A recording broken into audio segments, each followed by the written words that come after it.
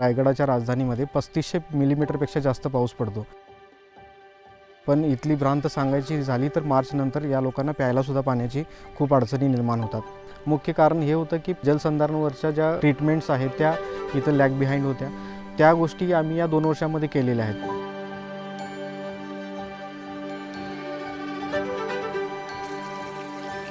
तिथं आम्ही नवीन विहीर करणे किंवा अशा अनुषंगाने काम न करता जे जुने स्रोत आहेत तेच बळकटीकरण करून जास्तीत जास्त पाण्याचं रिटेन्शन कसं त्या लोकांना देता येईल या अनुषंगाने प्रयत्न केला.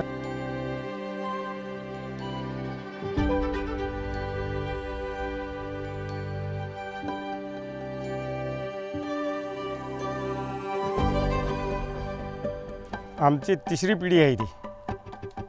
पूर्वजांपासून आम्ही इथंच डोंगरात राहतो. शेती, भाजीपाला, फळबाग हे ते सर्व. पहिलं पाणी नव्हतं अजिबात.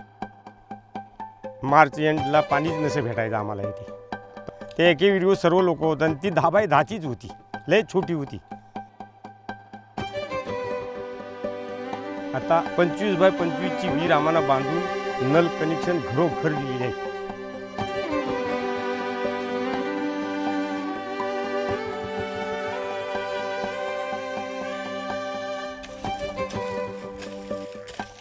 पाण्याचा सोर्स होता म्हणजे आम्हाला दरवर्षी जे खोदायला लागतं, म्हणजे आम्ही ह्या वर्षी खोदलं, मोठा पाऊस झाला का ते परत भरून जायचं, परत आम्हाला दुसऱ्या वर्षाला ते परत खोदावं लागायचं. साहेब लोक आमचे गावकीचे विहीर पाहण्यासाठी आले होते. आम्ही खोदताना त्यांनी पाहिलं कशासाठी हे वापरतात, तर बोललो आम्ही पिण्यासाठी पण वापरतो आणि आम्ही भाजीपाला करण्यासाठी वापरतो. विहीर बांधून दिल्याच्या नंतर आता आम्हाला चांगलं झालं की आम्ही भात कापणी झाली का लगेच आम्ही शेती वगैरे नांगरतो, त्यात थोडंफार भाजीपाला टाकतो. आम्हाला झाडांची रोपं दिली, टोमॅटोची, मिरचीची, वांगीची. मेन जो महाराष्ट्राचा किंवा देशाचा गाभा आहे तो शेतकरी आहे. शॅलोवेल असेल, फार्मपॉन्ड असेल, किचन गार्डनिंग असतील, याच्या माध्यमातून वैयक्तिक शेतकऱ्यांना आपण चांगल्या पद्धतीने या ठिकाणी सहकार्य करण्यात आलेलं आहे. आम्ही शेती करतो. उन्हाळी आम्हाला काहीच नव्हतं, पावसाळ्यात आम्ही भरपूर भाजी करतो. तर इकडं काय आम्हाला पाणी आम्ही डोईवरती तिथून गावातून आणून आमची मुलं आंब्यानं घालायची.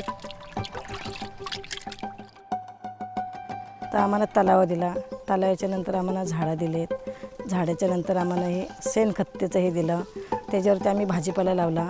थोडीफार आम्ही म्हाळमध्ये इकले, आम्ही खाल्ले आणि आंब्यानं पण आता पाणी भरपूर झालं आहे.